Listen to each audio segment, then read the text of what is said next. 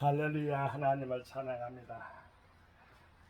복된교회 복음선교교회도 주일 대예배를 하나님께 드리고 반갑게 영상 앞에서 여러분 앞에 이렇게 면대하고 있습니다. 하나님 말씀으로의 대화, 마태복음 7장 하나님 말씀 한 줄 앞뒤 전후가 이어지는데요.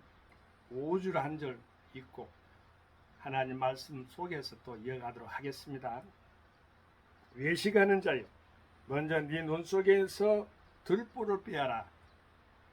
그 후에야 밝히 보고 형제의 눈 속에서 티를 빼리라. 저번에 뭐까지는 제가 하나님 말씀으로의 대화 중에 학자들의 그 이야기를 제가 이렇게 먼저 우선했어요. 소중하고 귀중한 것은 지금도 똑같습니다. 저보다 학자들의 말이 더 이렇게 정당성을 가진다 저는 생각도 하고 있는 사람입니다. 왜냐하면 남을 나보다 낮게 여기고 이렇게 말이 나오잖아요. 좋게 여기라는 것입니다. 후부 이렇게 그러니까 뒷부분에서 제가 학자들의 그 이야기를 하고 제가 전달해야 될 메시지가 있을 것 아니겠어요? 대화의 메시지, 내용이. 그래서 내용을 먼저 하고 해야 될 것 같아요. 먼저 학자들의 것을 세워놨더니 제가 여러분하고 대화하는 것이 좀 가운데가 학자의 것이 딱 막혀버리니까 제대로 된 전달이 안 돼. 학자들끼리 좋고 나쁘고 하나 차원이 아니라겠죠. 저는 좋게 본다 하겠습니다. 그런데 전달 상황에서 커뮤니케이션이라고 하죠. 소통의 관계들에서 보니까 노이즈가 생겼다. 노이즈, 즉 소음이 생기면 안 돼요. 중간에 커뮤니케이션 학에서 배웁니다.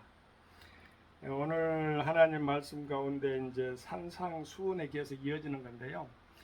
여러분, 오른손이 한 걸 왼손이 모르게, 왼손이 한 걸 오른손이 모르게 그렇게 될 수 있는 게 세상에 이 세상에 있어요? 없어요. 그런데 중심점을 누구한테 두었느냐? 예수님한테 두라는 것입니다. 예수님. 중심점, 그 초점을, 모든 삶의 생각의 사상의 초점을 예수님한테 두라는 것이에요. 오늘 본문 말씀에도 내 눈 속에 있는 들보가 어떤 것인지 알아야죠.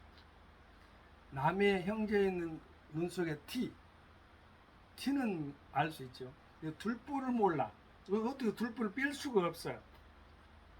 그런데 단서가 있습니다. 마태복음 7장에는 비판을 하지 말라는 그 말이 나와요. 1줄에서 제가 읽어드릴게요. 7장 1줄입니다. 비판을 받지 아니하려거든 비판하지 말라. 너희의 비판하는 그 비판으로 너희가 비판을 받을 것이요, 너희가 헤아리는 그 헤아림으로 너희가 헤아림을 받을 것이니, 이 헤아림이라는 것은 생각하는 거예요. 상상하는 거. 어찌하여 형제의 눈 속에 있는 티는 보고 네 눈 속에 있는 들보는 깨닫지 못하느냐? 보라, 네 눈 속에 들보가 있는데 어찌하여 형제에게 말하기를 나로 네 눈 속에 있는 티를 빼게 하라 하겠느냐? 오늘 본문 말씀에서 분명하게 예수님은 들보를, 외식하지 말고 들보를 네 눈 속에 있는 것을 빼라고 말씀하십니다. 참 이게 어찌 보면 어려운, 어쨌든 하나님 말씀 가운데서도 어려운 말씀이 있어요. 이해하지 못하는 그 말씀. 그런데 하나님 말씀에서는 우리가 하나님 말씀 속에서 찾으려고 노력해야 돼. 해답은 그 안에 답이 있기 때문에, 문제에 대한 답이 거가 있기 때문에 분명하게 뜻이 있었을 것이란 말이에요. 저는 한 서너 가지 한번 이렇게 4, 5개, 6개까지 되겠습니다만 한번 찾아봤어요. 제가 한번 생각을 한번 이렇게 정리를 해봤다 이 말입니다. 들보가 뭔가? 근데 하나님께서는 판단을 하지 말고, 여기 보면 비판하지 말고 그랬잖아요. 비판이고 판단이잖아요. 헤아리지도 말고. 그 이성을 가진 사람들이, 그럼 우리가 이슬만 먹고 살 수는 없잖아요. 이야기를 하고 어찌 보면 틀렸다 맞았는 이렇게 해야 되는데 그렇게 하는 차원에서의 접근하다 보면은 오늘 본문 말씀을 만날 수가 없어요. 하나님 아버지의 어떠한 사랑의 관점에 들어있는가? 그것은 바로 내 안에 있는 들보는 이 세상의 모든 그 가운데서 이제 몇 가지로 제가 정리가 한번 쭉 해봤는데, 우리가 판단하지 않고 헤아리지 않고 비판하지 않고 그렇게 하는 이유가 있어요. 뭐냐? 창조주가 하나님이 있는데 피조물들이 도찐개찐들이 서로가 판단하고 자기 눈에 있는 들보는 더 큰데 그렇게 하지 말라는 그 차원에서의 겸손을 드러내는 것이에요. 이제 하나님 말씀에서 남을 나보다 더 낫게 여기라는 그 말씀은 알죠. 제가 말씀했기 때문에 하나님 말씀 가운데도 있고요. 우리는 관점을 잘 돼야 돼. 우리가 안경을 쓰잖아요. 그러면은 색안경, 여기 지금 안 보이는 게 이게 투명인데, 투명한 것은 투명이 이렇게 보이는데 까만 것은 까만 안경이 보여요. 어떠한 관점을 가졌느냐, 생각의 그런 세계관을 가졌느냐에 따라서 그 사람이 모든 것들이 다, 생각이나 모든 것들이, 판단들이 다 결정이 다 되어버려요. 그것이 오히려 들보가 될 수가 있어요. 우리는 피조물이라는 것을 알 때는 들보가 없어져요. 근데 피조물이 어떠한 것을 갖다가 이렇게 세우고 건축하고 건설하고 생각 속에서 축조물, 건축물을 드러낼 때는 바로 들보가 될 수가 있다는 것입니다. 이제 그 관점은 사랑의 관점이 되라는 소리입니다. 사실은요, 결론적으로 보면. 그리고 오늘 본문 말씀에 보면은 예식하는 자에 먼저 네 눈 속에서 들보를 빼라 한 말은 경솔하게 판단하지 말라는 소리입니다. 이웃을 쉽게 판단하지 마. 저는 상당히 좀 에고이즘이랄까 아무튼 생각 속에서 상당히 그런 것들이 강하고 심해요. 그런데 예수 십자가 보혈의 피로 말미암아 저는 그 표현을 씁니다. 계란이 바위에 깨지듯이 바싹 깨져버려요. 완전히 가루가 되어버려요. 다시 살아난다. 제 말씀을 항상 평상시에 그렇게 쓰고 있습니다. 우리 주님 저를 바싹 깨버리고 가루가 되게 해주시고 생각 사상을 날려버리시고 이렇게 하면서 고운 가루 고운 떡이 되도록, 그렇게 되도록 저는 기도를 한답니다. 경솔한 판단을 얼마나 많이 합니까? 주위 사람들이요, 지나가면 경솔한 판단을 많이 해요. 예화를 하나 제가 이렇게 바로 들어가니까 지금 몇 가지가 되기 때문에 여러분 예화를 하나 들어볼게요. 예화집을 읽어보니까 나와 있더라고요. 어느 목사님이 먼 여행을 갔던가 봐요. 그래서 이제 조용하게 경건하게 기도하면서 이제 이렇게 그런 시간을 보내려고 갔는데, 가는 도중에 한 두 칸 앞에 있는 어떤 아리따운 중년 여성이 계속해서 얼굴을 쳐다보면서 그냥 입술로 어떻게 눈짓 발짓 하면서 이렇게 손짓 하면서 이렇게 했던가 봐요. 그 갑자기 그냥 그 초면인데 그냥 시험에 들 것 같아서. 그런데 좀 지나가면 또 계속 그렇게 하고 있고 의사표시를 한 거지요. 그래서 아이고 목사니까 시험에 들지 않게 하기 위해서 눈을 딱 감고 있었더니 스르르 잠이 들었는가 봐요. 그 여인은, 중년 여인은, 미모의 그 여인은 이제 내리고 쪽지를 딱 놓고 갔는데 목사님이신가 본데 입술에 밥태기가 두 개가 붙어 있네요. 그렇게 적어놓고 그 책을 글을 읽어보다가 그 목사님이 얼마나 난감했겠어요. 민망하고. 그래서 평상시에 그렇게 거울은 안 봤는데 자기가 어디 가고 올 때마다 거울을 쳐다본다 그래요.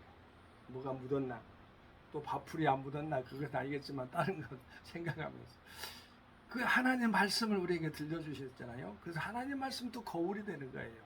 비춰보면서 하라고. 그런 사람은 또 경솔해지지 않아요. 말이 빠른 사람이 실수가 많아요. 말이 많은 사람도 실수가 많고요. 경솔하게 판단하지 말라는 것, 그것이 바로 경솔한 판단이고 들보가 될 수가 있어요. 그것이 첫 번째라고 봅시다. 두 번째로는요, 이제 남을 상대방을 갖다가 이렇게 거울로 보라겠는데 상대방이 큰 거 단점이 크게 보이잖아요. 그럼 사랑의 관점이 사라져버려요. 국률의 관점이 사라져버립니다. 국률의 관점을 주 예수님은 여기다가 국률이라고 써지는 않았어요. 그런데 들보라는 이름으로 써놨잖아요. 상대방에 있는 그 들보가 됐든 내 안에 들보가 됐든 간에 먼저 보면서 상대방의 관점 속에서 상대방을 사랑하는 관점이에요. 비판을 하지 말고 일단은 순간적으로 조절 정지가 필요하죠. 왜냐하면 비판을 하면 그 비판으로 또한 받을 것이고 헤아리면 헤아림을 받을 것이니까 그렇지 않게 해서는 먼저 첫 번째 경솔하게 판단하지 말고 두 번째는 뭘 하겠어요? 국률하게 여기라는 거예요. 국률. 상대방의 단점이 보이면 국률하게 먼저 보라는 거예요. 그게 바로 자기가 치료받는 것도 되는 것입니다. 세 번째로는요, 상대방도 들보가 있구나 헤아리는 거예요.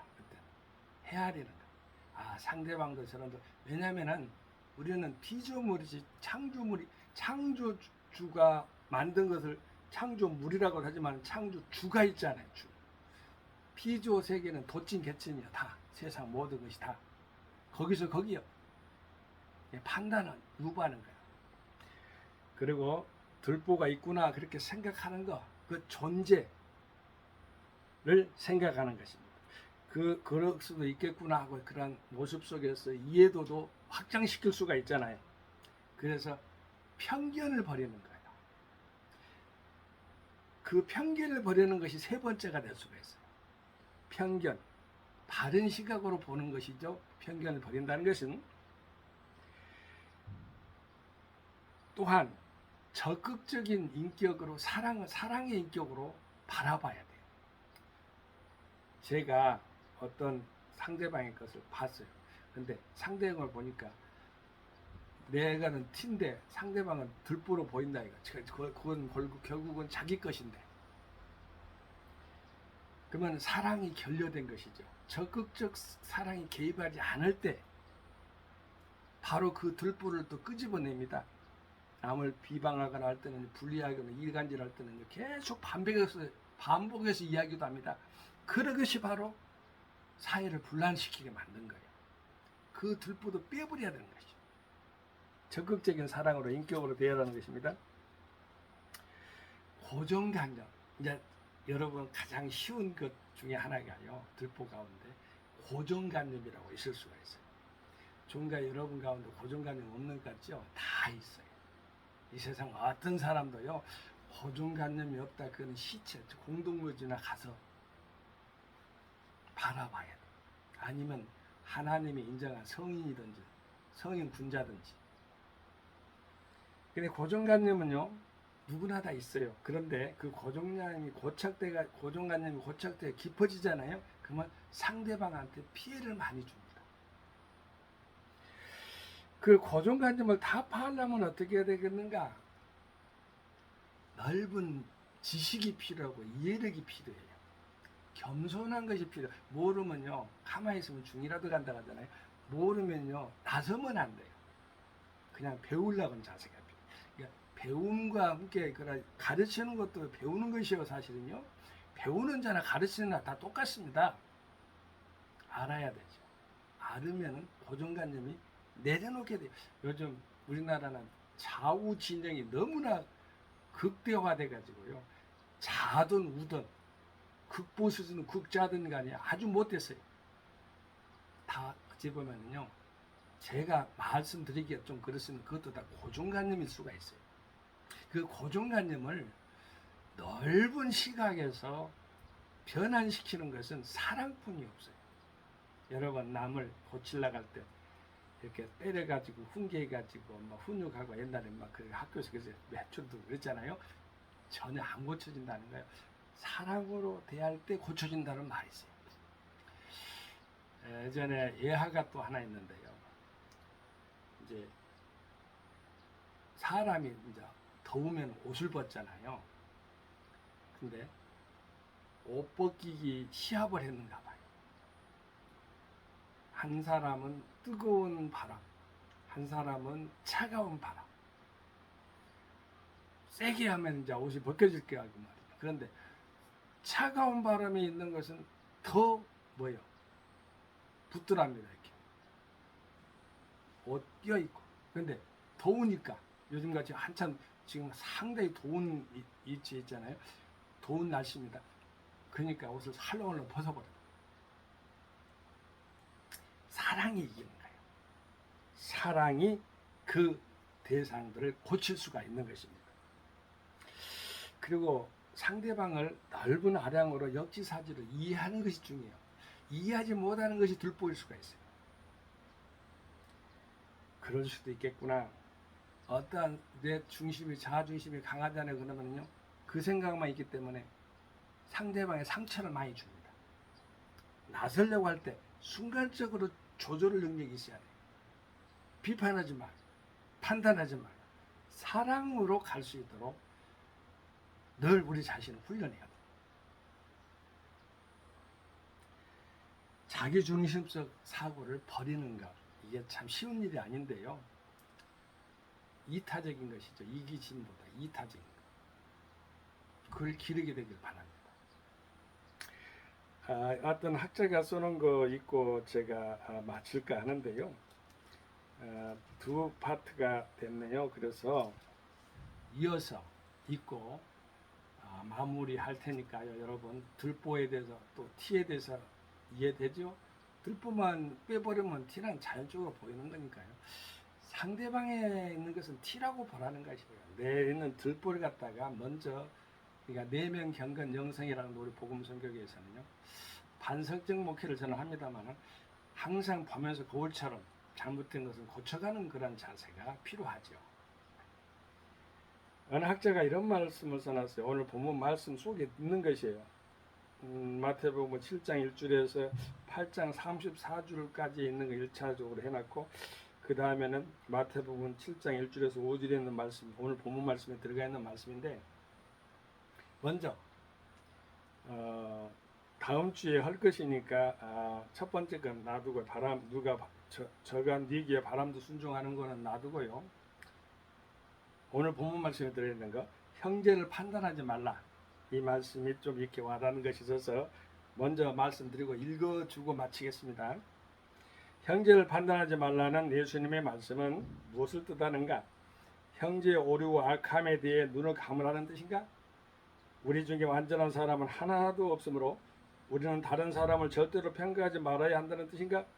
아니다. 예수님의 가르침은 형제를 무조건 받아들이라고 명하신 것이 아니라 형제에게 관용을 베풀라고 말씀하신 것이다. 우리 모두 죄인이기 때문에 다른 이들의 허물에 대하여 화를 내기보다는 먼저 자신의 허물부터 살펴보아야 한다. 자신에 대해서는 변명하면서도 형제에 대해서는 가혹하게 깎아내려서는 안 된다는 것입니다.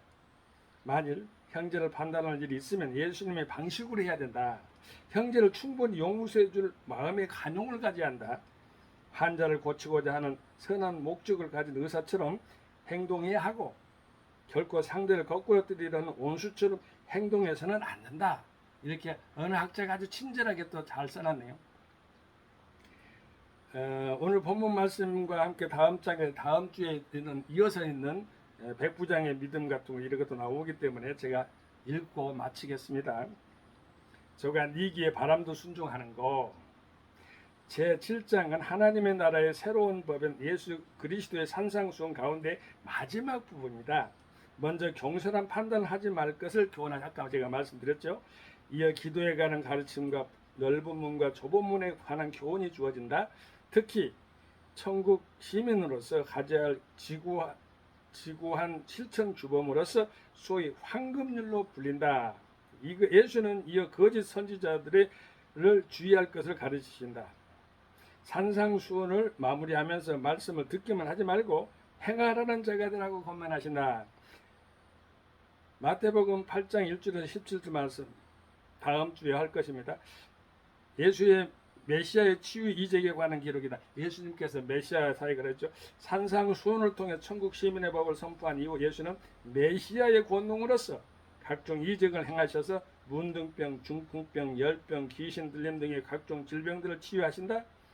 마태복음 8장 18절에서 22절 말씀 다음 주 할 겁니다. 예수의 제자가 될 자의 각오에 대한 교훈이다. 곧 예수를 따르기 위해서는 고난을 각오할 것과 자기 부인의 각오가 있어야 함을 가르친다. 풍랑을 잠잠케 하신 사건과 귀신을 내어쫓는 사건은 예수의 신성을 보여주는 사건이다. 그렇게 말씀했습니다. 특히 오늘 본문 말씀 속에 들어있는 것입니다만은 여러분 황금률이라는 걸 들어봤죠. 황금률. 예수님께서 황금률이라는 말이 주었는데 마태복음 7장 12절이 거기에 해당되는데요. 제가 읽어드리겠습니다. 좁은 문으로 들어가라. 죄송합니다. 12절에 마태복음 7장 12절 말씀이에요. 그러므로 무엇이든지 남에게 대접을 받고자 하는 대로 너희도 남을 대접하라. 이것이 율법이요 선지자니라. 섬기라는 거예요. 대접하라는 것이. 오늘 들보에 대해서 여러분 생각해 봤죠. 자기 고집일 수도 있고 중심성이 될 수도 있고 자기 이기적인 것도 있을 수가 있고요. 여러 가지 해석상에 있어서 그러한 내용을 붙일 수가 있는데 그 들보가 자기 안에 있다는 건 먼저 고쳐야 될 대상이라는 걸 알고 남을 판단하기 전에 남의 것은 티다. 티 조그만 거잖아요. 들보는 어마어마한 그 기둥을 받치고 집을 짓잖아요. 그렇게 크기와 비교 상대가 안 되기 때문에 겸손하라는 소리, 겸허하라는 소리입니다. 예수 안에서 겸허해질 수밖에 없습니다. 감사합니다. 할렐루야. 성교 샬롬. 아멘.